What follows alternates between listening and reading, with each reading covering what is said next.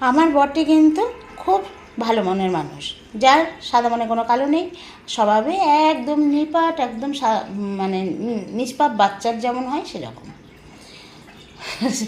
সেই জন্য আমি স্বীকারও করি বা বলিও। আমার বাড়িতে 3টে বাচ্চা, আমার হাজব্যান্ড, রিয়ান আর লিও, 3টেকেই আমাকে সামলাতে হয় আর কি। তো ওই কালকে সারা রাত বৃষ্টি হয়েছে, আজকেও সকালে বৃষ্টি হচ্ছিলো, তো আমি ভাবলাম একটু খিচুড়ি করব।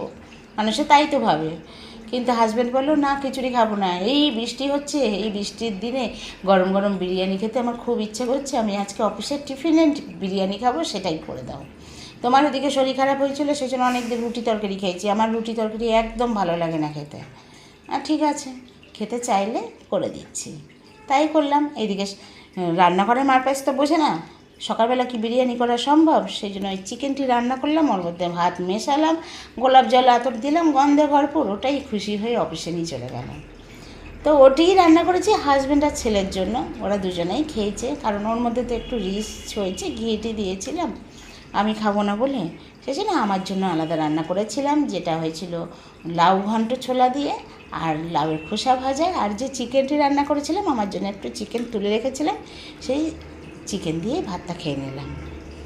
তো কেমন লাগলো আমার গল্পটা আর আমার ভিডিও, অবশ্যই একটা লাইক কমেন্ট করো তোমরা।